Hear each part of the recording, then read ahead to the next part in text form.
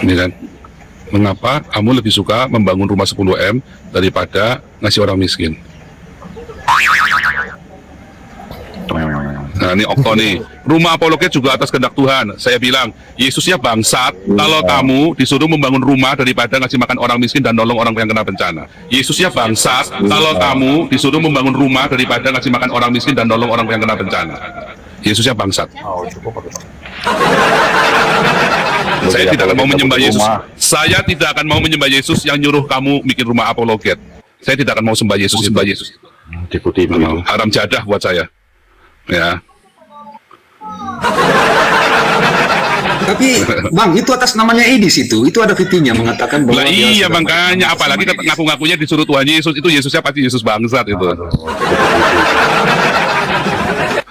Ya, saudara, utamakan orang miskin. Galatia 2 jelas, upayakan untuk memperhatikan orang miskin dengan sungguh-sungguh. Kalau ada orang Kristen berteologi apapun, ujungnya bukan untuk membantu orang yang susah, tapi untuk memperkaya pribadi. Percayalah, mereka adalah setan.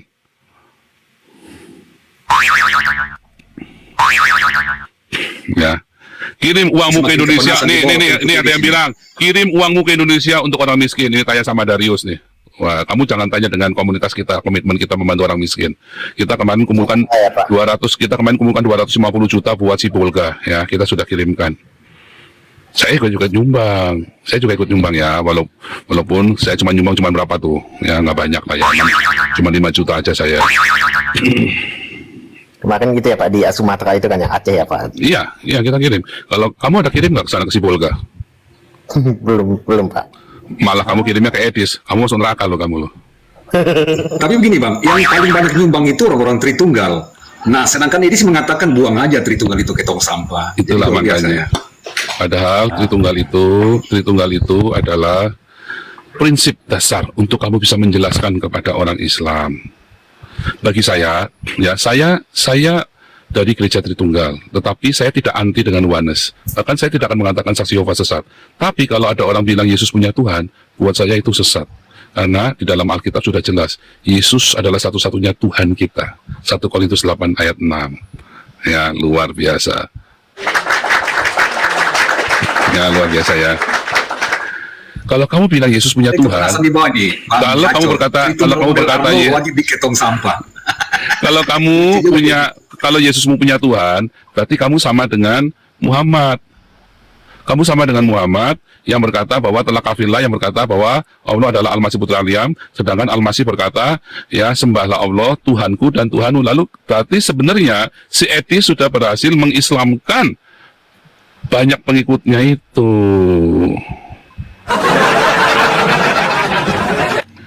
Jadi kalau misalnya nih kita definisi mualafnya adalah mualaf yang dipakai sama kelompoknya si Suma, maka 25 Desember ini kalian dapat orang-orang Islam ini dapat hadiah dari Edis bahwa Edis sudah mengislamkan seluruh pengikutnya yang jumlahnya ribuan itu. Sukses, makanya orang Islam senang sekali, sayang sekali sama Edis. Jawab pertanyaan saya, ada nggak Edis laporin polisi sama orang Islam? Nggak ada kan? Kenapa? Karena mereka setuju dengan pengajarannya Edis bahwa Yesus punya Tuhan. Benar, Bang. Makanya dikatakan Kores, kami ini tidak perlu lagi berdebat dengan Edis karena pemahaman kami dengan Edis sudah sama. Itu Kores bilang begitu langsung. Betul, ya kan? Jadi si Edis itu sangat Al-Qur'aniyah, sangat Qur'aniyah. Edis itu sudah sesuai dengan ajaran Quran, ajaran Edis itu. Lamanya dia pelajari Quran ya Bang, 13 tahun dia pelajari. Iya karena dia sudah putus, karena dia putus asa debat sama orang Islam babak belur terus. Iya kan? Aduh kacau nih, pengikut Edis kejang-kejang semua di sini, nggak ada yang berani masuk, nggak ada yang berani debat, kejang-kejang aja di sini mencet-mencet. Kejang di bawah itu. Itulah 25 Desember Edis telah berhasil memualafkan seluruh orang Kristen menjadi orang Islam. Jadi 25 Desember ini hari mualaf sedunia. Ya, saya kira kalau perlu definisi orang Islam, ya semua sudah tepat karena pengikut-pengikut Edis itu udah jadi mualaf Islam semua. Saking putus asanya dia menjelaskan Tritunggal, ya kan? Dia nggak ngerti Tritunggal itu apa. Dia tidak mengerti, ya. Kenapa nggak sekolah DO gitu loh. Jadi memang si Edis itu sudah berhasil mengislamkan seluruh pengikutnya. Ya nggak heran nggak ada laporan polisi buat dia kan. Ya, Pak. Ada waktu itu cari Bunda Mila, Pak. Yang 2 miliar. Mana ada Bunda Mila, dia cuma penjual tempe. Itu katanya punya 2 miliar, Pak. Ternyata Adanya 2M itu lo, mulut bawah sama mulut atas. Goblok ini orang-orang ini. Iya, Bang. Iya, dia penjual tempe, dia punya 2M, 2 mulut, mulut bawah sama mulut atas. Astagfirullah, masnya alai, innalillahi. Aduh. Selamat malam Bang Nabi ya. Ya, bagus. Ya, Budi, selamat malam. Ya, ini Bang Paujang bukan? Bang Paujang ya. Betul. Maaf. Iya. Saya cuma menyampaikan rasa hormat, rasa terima kasih sama Abang. Saya orang Sibolga, Bang, yang Luar telah biasa. membantu walaupun nggak banyak. Ya, semoga Tuhan memberkati Abang, Bang. Amin. Bukan saya, kita Semoga semua Abang ya, komunitas loh. Komunitas Iya. kita, tepuk tangan buat Tuhan Yesus dan buat komunitas kita. Iya. Semoga kita semua diberi kesehatan ya, Bang ya. Amin. Semuanya. Saya Bang, alhamdulillah beragama Muslim, Bang. Ya, Makasih banyak ya, Bang ya. Saya sangat terharu, Bang, bantuan Abang walaupun nggak seberapa banyak ya. Nggak Sekarang banyak. Intinya bukan nilainya, Bang. Bukan nilainya, Bang. Kasihnya Abang itu terhadap sesama manusia, Bang. amin. Itu yang saya hormati betul ya. Semoga Amin. Abang- Oke. Semoga Abang, Kita kemarin semoga kumpulkan Abang cuman diberi- ya. Bang Udin, lanjut boleh. Semoga sorry. kita semua diberi kesehatan ya. Amin. Semoga kita semuanya diberi kesehatan ya, Bang ya. Tuhanlah yang membalas kebaikan Abang, Bang. Saya orang Sibolga asli. Amin. Ya. Tapi mudah-mudahan keluarga semua selamat, Bang. Keluarga semua selamat. Tapi si Bolga kemarin kita masuk susah sekali, akhirnya kita pecah-pecah itu ya. Soalnya memang kita cuma kirim 250 Iya. juta. Itu pun kita bagi ke daerah sana sama ke Lok Sumawe, karena Lok Sumawe juga katanya nggak bisa masuk, jadi nggak ada air. Jadi kita kirimnya langsung makanan yang sudah jadi, biskuit. Ya, kita cuma beli 200 karena sumbangan kita kan kumpulkan 5 hari aja. 4 hari kita kumpulkan, hari kelima kita rekap 250 juta kita kumpulkan, beli biskuit aja sama susu supaya pokoknya di sana nggak ada air, pokoknya langsung dipakai aja, langsung di ini aja. Nah, tapi itu bukan uang saya semua, itu uang dari komunitas dan karena orang-orang yang digerakkan oleh Tuhan Yesus. Daripada kita membangun rumah 10 miliar, kita bilang ayo kita peduli sama teman-teman kita, sama saudara-saudara kita. Jangan tanya agamanya apa. Makanya yang Lok Sumawe pun kita bagi Iya. ya, untuk tunjukkan, walaupun cuma dikit ya. Iya. Cuman ya yang sedikitnya itu maklum, komunitas kita ini ya banyak yang orang miskin juga. 10 nyumbangnya kan ada 10.000, 20.000, tapi banyak ya. Ada yang nyumbang 50.000, ya ada yang nyumbang 25 juta itu ya, kayak Pak SK itu. Tapi ada sama ibu siapa itu ya, 40 juta dia kirim juga. Tapi ya 10.000, 20.000, 25.000 dia kumpulin ya. Luar biasa ya. Tapi bagus Kecil Pak, itu ya. punya komunitas. Ya oke, Bang, saya izin mohon turun dulu. Saya cuma menyampaikan terima kasih. Terima kasih Semoga kembali, Tuhan kita Yesus semua memberkati, diberkati Bang Tuhan, Udin. ya, diberi Luar kesehatan. biasa. Amin. Ya. Terima kasih ya, Bang ya. Iya. Ya, selamat malam semuanya. Ya, luar biasa. Ini ada bilang, percaya nggak host ini nggak kenal Tuhan Yesus? Karena setelah Yesus datang ke dunia, nggak ada lagi nabi. Si Syahbudin ini berarti dia nggak baca Alkitab.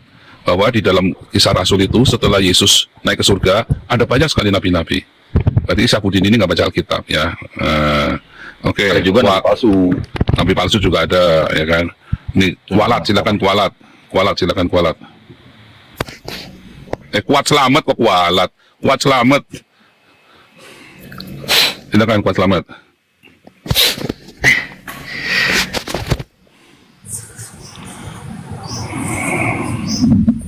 Son, silakan Son. Son mau bicara. Tapi kita mesti ini kita cuma sebentar aja karena saya harus ke tempatnya pemain drum kami ya. Bro, mana sebentar bro. Boleh silakan. Kalau Edis bilang Tuhan Yesus punya Tuhan, artinya kan dia dari mulutnya dia nggak bisa mengaku bahwa Yesus itulah Tuhan. Artinya dia nggak punya Roh Kudus. Karena kan hanya Roh Allah saja yang bisa mengaku bahwa Yesus itulah Tuhan. Nah, dia mengaku Yesus punya Tuhan, bukannya Yesus Tuhan. Artinya pakai logika rohani kan ya dia nggak bisa, dia nggak ada Roh Kudus karena dia tidak bisa mengaku dengan mulutnya bahwa Yesuslah Tuhan. Ya kan? Betul. Karena tanpa Roh Kudus orang tidak akan bisa mengakui bahwa Yesus Kristus adalah Tuhan. Ya, Tapi kalau nggak bisa. Pak Paulus bilang itu penganut Tritunggal ya. Aduh, Bion. Waduh, ini saya tuh pion dari semua itu. Cuman kalau kamu tanya tentang Tritunggal, apakah saya setuju dengan Tritunggal? Sangat setuju. Apakah saya setuju dengan oneness? Saya tidak setuju, tetapi saya tidak akan mengatakan oneness itu sesat.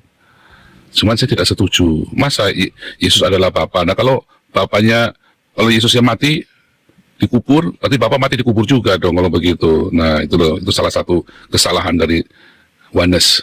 Itu loh. Kesalahan dari seksi Yehova, kesalahan dari seksi Yehova, dia tidak mengerti bahwa Yesus adalah Sang Elohim itu sendiri. Itu loh. Tapi kesalahannya Edis bukan cuma salah, sesat. Yesusnya punya Tuhan itu Islam. Dia nggak punya Roh Kudus, maksudnya mulutnya nggak bisa. Dia nggak ada Roh Kudus, yang makanya dia tidak bisa mengaku, tidak bisa mengerti bahwa Yesus adalah satu-satunya Tuhan kita. 1 Korintus 8 ayat 6, ya satu-satunya Allah yaitu Bapa kita, satu-satunya Tuhan yaitu Yesus. Itu udah jelas. Jangan dirubah-rubah, jangan dikotak-atik katuk, jangan dibikin ribet. Nanti kamu masuk neraka. Itu loh. 1 Korintus 12 ayat 3 kalau nggak salah juga tuh. Kalau kamu tidak punya Roh Kudus, kamu nggak bisa mengakui Yesus adalah Tuhan. Ya. Jadi kalau menginjil itu jangan kompromi. Saya tidak pernah kompromi, ya.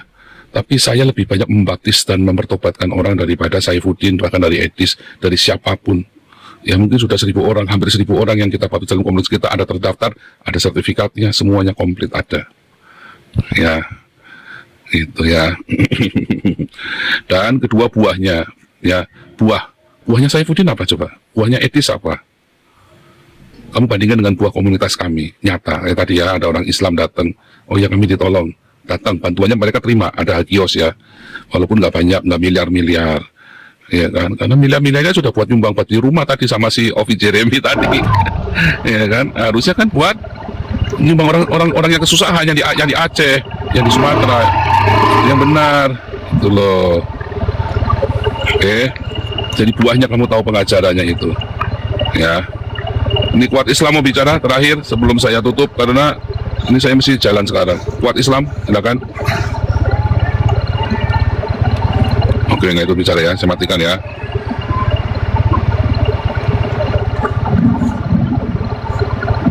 Mana nih? Oh, nggak saya tutup Kuat Islam ini. Berisik nih penyamu nih. Aku dulu ya berisik soalnya. Nggak bisa ditutup juga. Ya. Ini pendeta yang baik memberitahu yang salah. Saya sudah memberitahu yang salah. Mencaci maki, saya mencaci makinya di mana? Waduh. Oke, kita akan tutup. Terima kasih buat pemanasan ya, bahwa ternyata 25 Desember memang hari mualaf sedunia, yaitu dari dua perspektif. Pertama, dari perspektif yang saya jelaskan tadi, bahwa ternyata banyak orang mengenal Tuhan Yesus. Ya, dan itulah mu'alaf. Ya, Muhammad sendiri adalah murtadin, bukan mu'alaf. Ya, Muhammad itu justru meninggalkan terang, makanya Muhammad jadi jahat setelah dia ketemu Jibril. Ya kan, Hani Kristian jadi jahat ketika ketemu Jibril. Tetapi 25 Desember adalah dalam tradisi bahwa Yesus lahir ke dunia ini dan semua orang datang kepada Yesus sehingga mereka menjadi mu'alaf. Ya, terus perspektif yang kedua. Kalau perspektif kedua adalah perspektifnya Suma, maka tidak salah juga. Kenapa? Karena berkat si Edis, maka banyak orang Kristen yang dimualafkan jadi Islam. Ya kan? Gara-gara mengaku Yesusnya punya Tuhan. Luar biasa. Oke, demikian ya. Mudah-mudahan menjadi penjelasan, pencerahan buat kalian semuanya. God bless you semuanya. Saya mesti kunjungi pemain drummer kita yang ayahnya hari ini barusan meninggal dunia. God bless you semuanya. Iya, Bonang. Selamat malam, Malam. Fauza. Iya. Ini mohon maaf, ini setiap hari apa dan jam berapa live-nya, Pak? Mulai besok setiap hari Senin jam 6 sore. Setiap hari Senin? Iya, setiap hari Senin. Ya, enggak, setiap hari jam 6 sore.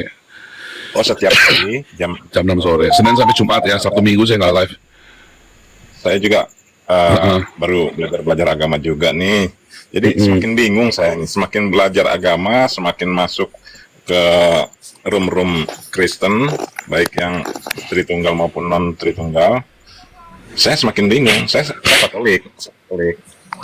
Nah, tapi nanti saya akan ikutin juga dan belajar juga untuk pribadi saya. Saya belum bisa ambil kesimpulan tentang Nih. Bang Edi. Baik, terima kasih.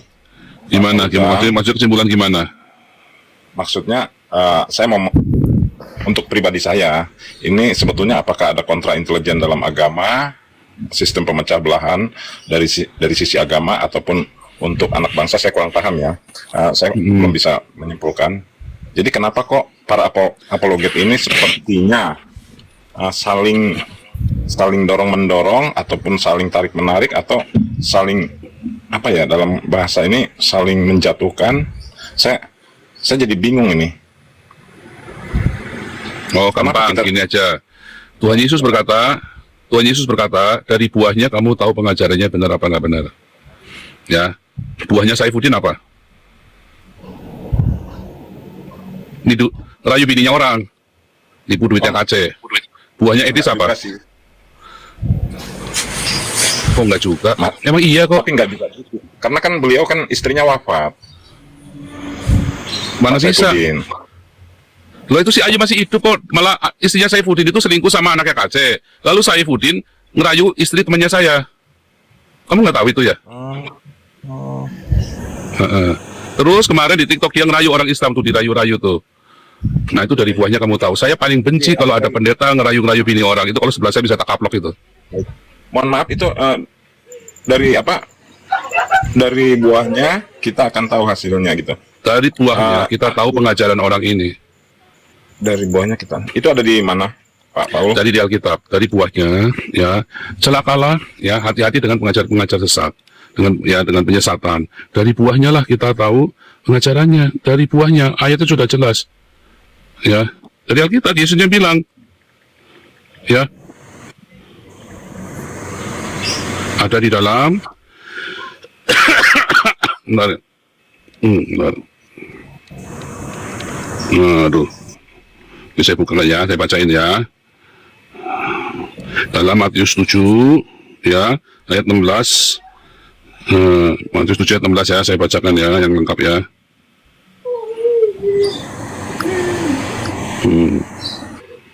Saya buru-buru soalnya ya. TP, mana TP? Nah, ini mesti cepat saya nih, NLTP.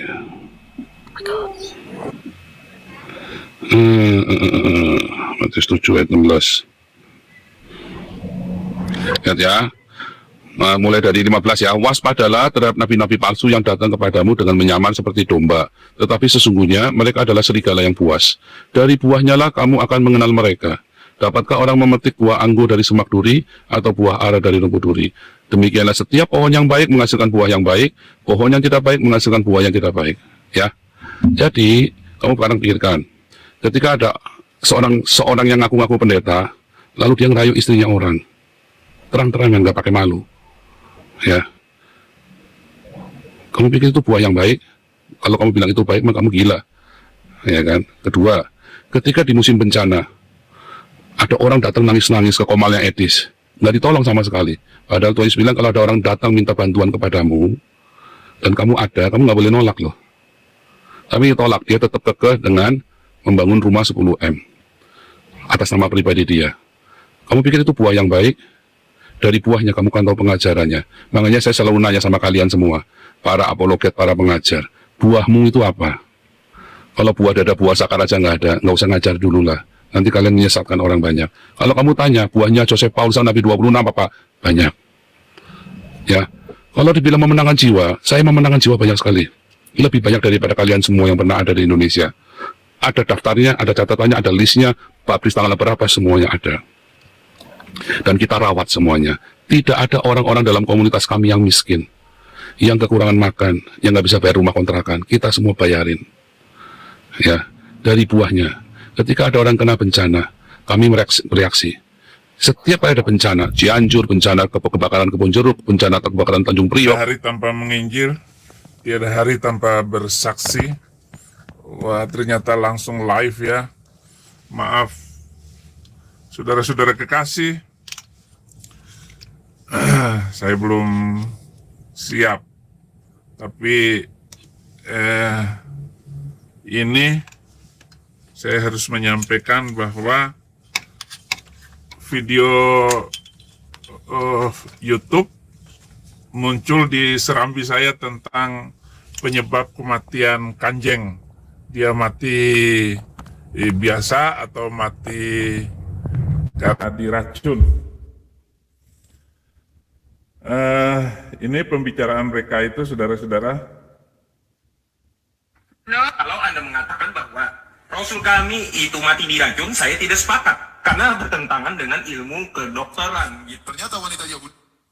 Iya, kata Yusuf PI bertentangan dengan ilmu kedokteran. Ilmu kedokteran kapan itu Yusuf PI bahwa kamu melawan hadis-hadis Nabi yang sudah jelas bahwa beliau itu mati diracun kok? Begitu banyaknya hadis-hadis. Saya ulangin lagi. Saya ulangin lagi ya. Kalau Anda mengatakan bahwa Rasul kami itu mati diracun, saya tidak sepakat. Karena bertentangan dengan ilmu kedokteran. Gitu. Ternyata wanita Yahudi ini taruh racun di kambing tersebut. Sehingga Nabi pun makan kambing tersebut. Kemudian tiba-tiba kambing itu berbicara, ini masmumah, sungguhnya aku beracun. Akhirnya Nabi mengatakan para sahabat itu berhenti. Sungguhnya ada racunnya. Tapi sebagian sahabat akhirnya meninggal dunia. Dan Nabi juga sempat apa? Mengunyah racun tersebut. Ya, kamu bertentangan juga dengan sesama Muslim, yaitu Ustadz Firanda. Jelas dia mati diracun. Beliau wafat karena menurut cerita yang lain, kembali setelah dari Haji Wada, pusing secara rutin, demam tinggi selama berhari-hari. Dan ada beberapa pendapat mengenai penyebab kematian racun itu. Menurut Sunni, Muslim Sunni, beliau diracun oleh Zainab binti Al-Harithah, seorang wanita Yahudi di Khaybar. Ini yang yang lebih kuat pendapat dari kaum Sunni. Tetapi kaum Syiah berbeda pendapat lagi. Muslim Syiah, Nabi diracun oleh istrinya sendiri, Aisyah, yang bekerja sama dengan Hafsah. Ini dua pendapat utama. Tetapi kamu mengatakan, si Yusuf PA itu bilang bahwa Nabi tidak diracun berdasarkan ilmu kedokteran. Beliau itu wafat pada hari Senin, 8 Januari, 8 Juni 632 Masehi. Usia beliau 63 tahun. Beliau wafat di pangkuan istrinya Aisyah. Tetapi saya memang yakin bahwa melihat lakinya itu sudah nggak kuat lagi untuk hidup, ya ditampol juga sama Aisyah itu. Sehingga dia meninggal di usia 62 atau 63 tahun di rumah istrinya Aisyah di Madinah. Dan penyebab diperdebatkan, sumber-sumber klasik menyebut demam dan racun sebagai penyebab paling potensial. Menurut sumber-sumber Sunni dikatakan seperti itu. Kenapa kamu kok tiba-tiba ngomong seperti itu? Somat, apa kata Somat? Itulah racun yang akhirnya masuk ke tubuh Nabi, dan itu sebabnya Nabi SAW sakit. Tatkala Nabi akan meninggal dunia, Nabi berkata, "Fahada awan wajadtu qita'a abhari min dzalika sum." Saatnya wahai Aisyah, tiba saatnya aku merasakan urat nadiku terputus gara-gara racun tersebut. Makanan apa yang paling disukai Nabi? Nabi menjawab, makanan yang paling disukai Nabi adalah kaki kambing bagian depan. Lalu mereka sajikan kaki kambing bagian depan itu, karena itu makanan kesukaan Nabi. Rupanya di bagian depan kaki kambing itulah mereka tanamkan racun yang paling sangat banyak, paling berbahaya. Sahabat Nabi yang mengunyah daging kambing itu langsung meninggal di tempat. Nabi SAW sepakat semua ahli sirah bahwa Nabi memasukkan daging kambing itu ke mulutnya, tapi mereka ikhtilaf tentang menelan maksud. Ya, itu ditambah dengan dua orang ustadz itu, si PA itu Yusuf bilang bahwa tidak diracun, mati diracun kena sianida. Bagaimana kamu bisa mengatakan itu nggak diracun, malu biar mati dalam seperti yang diramalkan ataupun doa-doa semua muslim itu husnul khotimah, supaya mati husnul khotimah.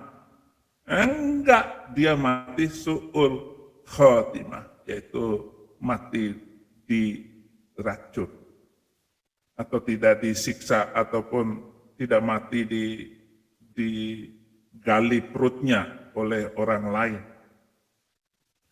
Dan kalau kamu mengatakan tidak diracun, bagaimana dengan sumpah-sumpah yang dilakukan oleh Nabi atas nama Allah bahwa husnul khotimah itu tidak diracun? Diracun. Oleh karena itu, berdasarkan pendapat Ustadz Firanda dan Ustadz Somad, itu diracun. Artinya su'ul khotimah, mati menyedihkan.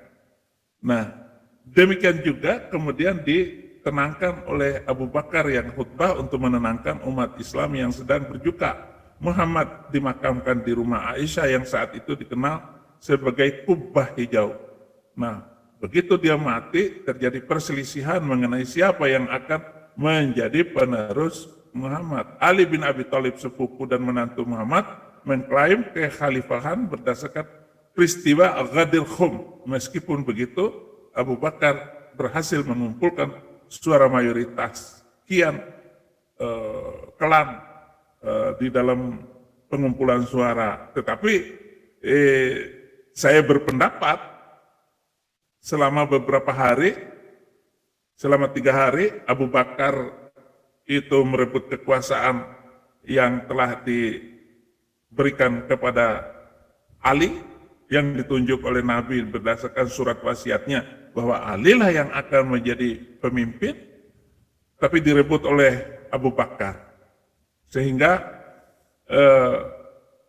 ketika itu, enggak lama kemudian, keributan itu menyebabkan kematian juga putri beliau, yaitu Fatimah, karena digencet pakai pintu oleh Umar, karena menentang kekhalifahan Abu Bakar As-Siddiq, karena suaminya lah, yaitu Ali lah yang berhak untuk mendapat yang berkuasa untuk memimpin itu. Nah, ada riwayat kemungkinan, riwayat pertama dari kitab paling standar Sunni dinukilkan bahwa Rasulullah sakit berujung pada wafat beliau berdasarkan kata Aisyah, aku senantiasa merasakan sakit pada badanku akibat makanan beracun yang kusantap di Khaybar, dan kini nampaknya tiba saatnya racun itu mengakhiri hidupku. Ya. Masalah ini juga dijelaskan pada Sunan Dairami. Di samping itu dalam kitab ini disebutkan kesyahidan sebagian sahabat Nabi akibat santapan makan beracun itu. Tapi kalau dikatakan di pendapat Somad bahwa ketika makanan itu setelah kusantap dan dia sudah meminum sianida itu sedikit, tetapi dagingnya dimuntahkan kembali karena Jibril datang melarang dia untuk makan. Jadi Jibril katanya, ya kalau begitu Jibril terlambat datang ngasih tahu racun itu. Yang kurang ajar itu Jibril. Kenapa ngasih tahu terlambat? Bukannya dikasih tahu ketika Zainab binti Al-Harith itu sedang mencari tahu apa makanan kesukaan daging apa yang disukai oleh Muhammad. Ya, dia bilang paha kambing bagian dalam, paha kambing depan bagian dalam, itu yang paling beliau sukai, makan daging itu. Ya, akhirnya Zainab binti Haritha memanggang daging kambing lalu dimakan oleh mereka. Mestinya Jibril itu kasih tahu ketika si Zainab ini cari info makanan apa yang paling disukai oleh Nabi. Mestinya kan begitu. Bukan setelah dimakannya baru kasih tahu, terlambat Jibril, ngarang aja ini. Emang ngarang sih. Lelucon itu. Nah, kalau riwayat Ahmad bin Hambal dalam musnadnya mengisahkan sebuah peristiwa di mana sebagai kelanjutan dari peristiwa ini seorang wanita bernama Ummu Mubashir di mana putranya syahid karena menyantap makanan beracun di samping kanjeng.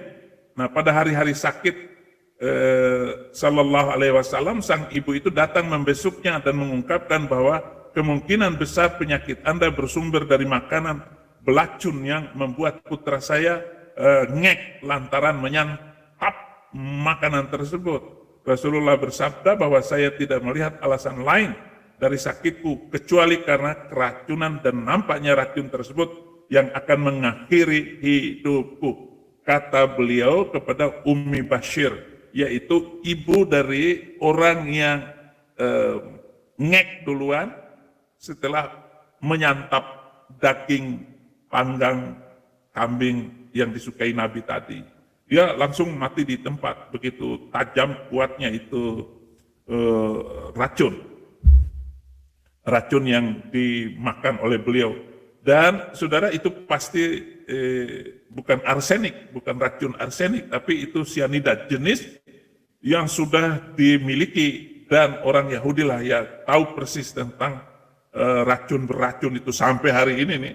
Orang Yahudi itu menguasai perobatan dan peracunan. Allamah Majlisi dengan menukil sebuah riwayat kurang lebih serupa dengan riwayat ini, bahwa alasan ini kaum muslimin meyakininya di samping keutamaan kenabian menunjuk kepada SAW, mereka juga meyakini bahwa beliau meraih kemenangan dengan syahidahnya itu, syahidah. Orang mati diracun dibilang syahid. Ini zaman sekarang ini, saking tidak maunya mengakui fakta sejarah, mereka membelok-belokkan sejarah. Dan riwayat yang ketiga adalah Muhammad bin Sa'ad yang merupakan salah seorang sejarawan tertua kaum muslimin, menuturkan peristiwa keracunan SAW tatkala beliau menaklukkan Khaybar dan kondisi kembali kepada kondisi normal. Wanita Yahudi bernama Zainab yang merupakan kemenakan dari Mirhab yang juga meninggal dalam peperangan di Khaybar. Nah, wanita tersebut kesana kemari mencari info bahwa bagian kambing mana yang paling digemari Nabi, dan wanita tersebut mendengar jawaban bahwa Nabi paling menyukai kedua paha bagian depan. Kemudian wanita tersebut memotong seekor kambing dan memotong-motongnya setelah bermusyawarah dengan orang-orang Yahudi tentang jenis racun. Mereka memilih racun yang diyakini sebagai racun mematikan, dan tiada seorang pun yang akan selamat dari racun mematikan tersebut. Kemudian potongan daging tersebut diberikan dibubuhi sianida dan terbesar yaitu bagian paha dengan kambing yang sudah dipanggang dibubuhi sianida. Nah, tatkala hari tenggelam, Nabi SAW menunaikan sholat secara berjemaah. Banyak dalil yang termaktub dalam kitab-kitab hadis dan sejarah beliau, baik di Syiah maupun Sunni, yang menegaskan ihwal ngeknya SAW akibat diracun. Namun poin berikut ini juga harus diperhatikan, bahwa apabila ngeknya kita definisikan untuk bermakna termatikan di jalan Allah dan Rasul sebagaimana yang telah dijelaskan dalam Quran, maka akan menjadi jelas bahwa kedudukan dan derajat pribadi beliau ngek bukan ketaatannya kepada Allah, tetapi karena memang banyak dosanya yang tentu akan derajatnya itu di kedudukan para syahid itu rendah sekali. Meskipun insan ilahi ini meninggalkan dunia dengan kematian yang wajar, apakah dapat dijumpai dalil yang dapat diandalkan dalam kitab Syiah dan Sunni yang menyatakan matinya beliau itu adalah mati terhormat. Saya kira yang mati syahid itu adalah wanita, orang yang meracun dia itu mati terhormat. Dia menyelesaikan sejarah Nabi Arab itu yang tidak pernah berhenti untuk mengejar nyawa orang Yahudi dan orang Kristen, saudara-saudara. Ini yang menjadi pertimbangan saya untuk untuk menjelaskan bahwa benar-benar saya setuju dengan Ustadz Pinanda maupun Ustadz Somad bahwa beliau ngek karena makan racun. Karena ini dasarnya adalah hadis dan suasana kematian beliau pada waktu itu. Jadi Yusuf PI jangan berasumsi. Ataupun kalaupun berasumsi, apakah asumsi yang menyatakan bahwa beliau tidak syahid, apakah masalah ini akan mengurangi kedekatan dan ketinggian derajat beliau di sisi Allah? Alasan ini juga ya dia mah rendah kalau menurut saya sebagai seorang ahli sejarah dan guru sejarah Nabi waktu Muslim. Dan ini pun Anda tidak bisa meragukan bagaimana saya melakukan penelitian sejarah Nabi itu sampai sekarang. Saya tetap mencari data-data sejarah yang tidak bisa ditutup oleh asumsi Anda. Kaitannya dengan bagian pertama harus dikatakan bahwa terdapat banyak dalil yang menyebabkan kematiannya, itu adalah tetap akibat diracun. Hanya berapa lama racun itu bekerja? Ya karena beliau itu hanya mengisapnya sedikit sehingga tidak langsung ngek. Jadi memang ada bagian itu yang ini. Tetapi sahabatnya itu langsung mati di tempat. Nah dalil-dalil dan riwayat-riwayat ini memiliki makna mutawatir, artinya viral hadis ini karena banyak yang meriwayatkan beliau innalillahi itu karena racun sianida. Jadi begitu saudara-saudara. Ya kalau di Yusuf PI bilang tidak diracun, Ustadz Firanda mati diracun, kemudian Somad juga mati diracun, ya tambah saya. Emang kalau bisa ya saya yang ngeracun, biar Muslim itu puas untuk menghina saya. Tetapi di sini kita akan menyebutkan riwayat yang berstandar dari kitab-kitab Syiah maupun Imam Shadiq, karena Nabi menyukai bagian kaki depan kambing. Seorang wanita Yahudi yang berbekal info ini membubuhkan racun pada bagian kambing ini. Nah, dalam riwayat itu ditegaskan bahwa beliau diracun, namun tidak disebutkan bahwa apakah beliau ngeknya itu lantaran racun ini. Dan Imam Shadiq bersabda dalam peperangan Khaybar keracunan, dan tatkala beliau wafat bersabda bahwa potongan daging yang beliau santap tatkala di Khaybar kini mengoyak badanku, dan tiada nabi dan khalifah nabi kecuali mereka meninggal dunia karena su'ul khotimah. Jadi puas kamu Yusuf PI mau membela terus dengan kebohongan-kebohonganmu itu? Nggak bisa. Ataupun guru gembul lantang lagi untuk mengatakan bahwa Nabi mati bukan karena diracun. Jelas mati karena racun. Kesaksian nabinya sendiri, SAW sendiri bahwa dia mati karena diracun, jelas tidak bisa dibantah oleh siapapun. Apalagi sekarang kita hanya mempelajari setelah 1400 tahun, terlalu jauh untuk berpikir.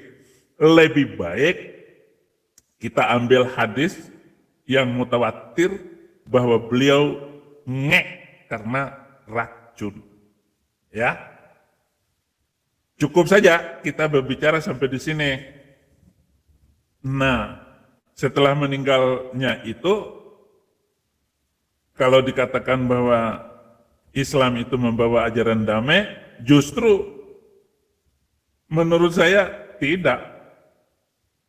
Dan itu karena beliau sendiri yang pelin-pelan, dan karena banyak orang yang dia kawinin, sehingga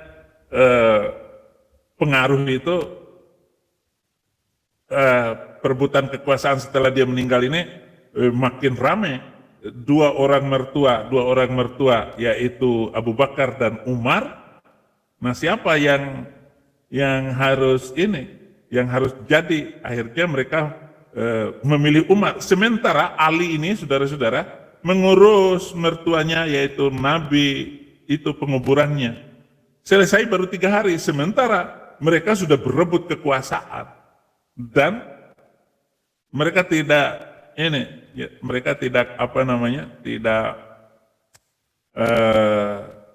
tidak menghormati Nabi yang meninggal ini, dikubur dan diurus sampai penguburannya. Enggak dikubur. Mereka biarkan saja Ali dengan istrinya, yaitu anak Nabi yang mengurus kematian sampai dikubur itu. Sementara mereka rebut kekuasaan, dan terpilihlah Abu Bakar yang naik.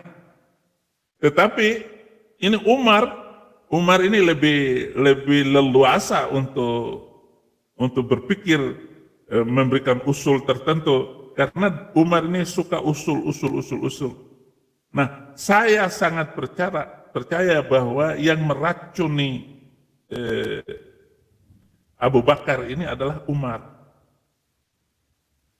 Nah, setelah meninggalnya, benar kan, setelah meninggal diracun itu Abu Bakar, maka Umar terpilih melawan lagi surat wasiat Nabi kepada Ali lah yang mestinya menggantikan Abu Bakar yang juga mati diracun itu. Tetapi setelah beberapa tahun, si Umar ini, saudara-saudara, digali perutnya, terburai ketika dia menjadi imam sholat subuh. Ngek juga. Lalu digantikan oleh menantu pertamanya itu Utsman bin Affan. Utsman bin Affan ini menikahi putri Nabi 2 orang.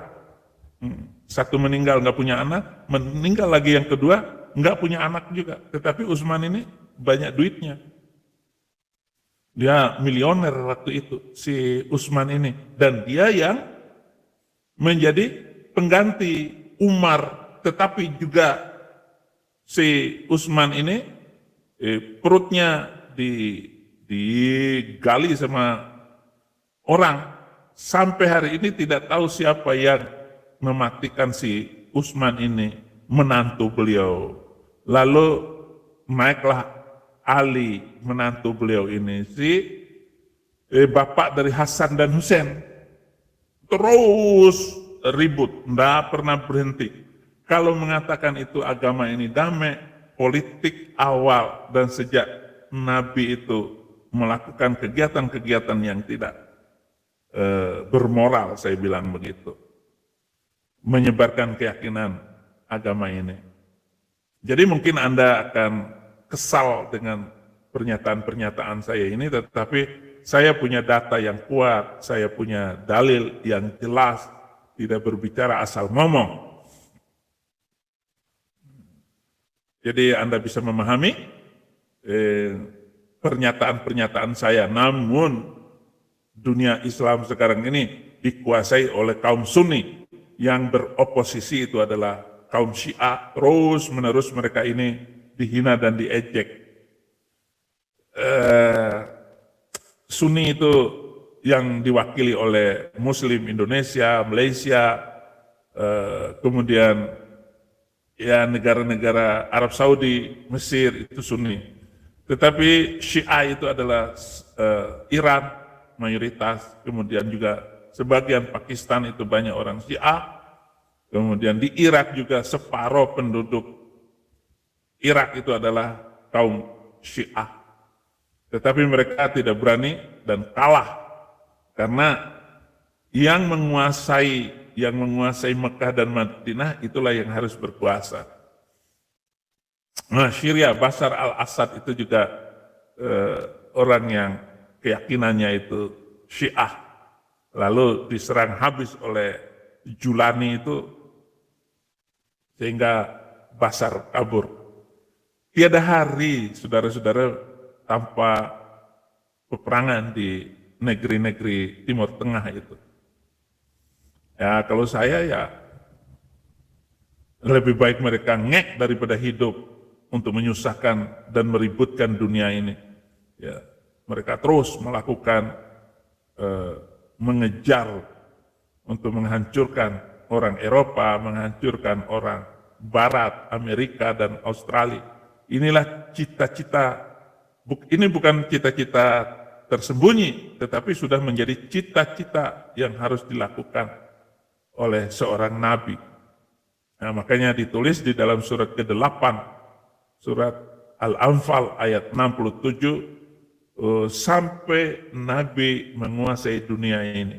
Nah, ini adalah program yang tertulis di dalam kitab suci mereka.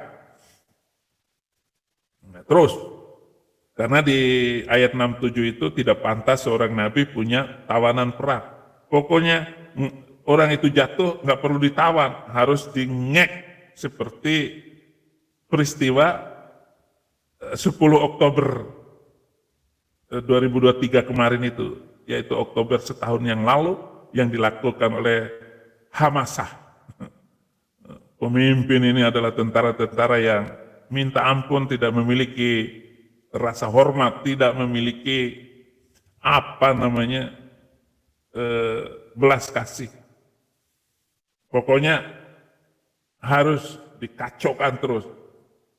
Seperti Habib Rizik, ya bikin ribut aja, omongannya bikin ribut, adakan peringatan ya 212. Pokoknya ribut, 212. Atau apa saja dia lakukan, saudara-saudara. Itulah yang diinginkan oleh turunan ini dan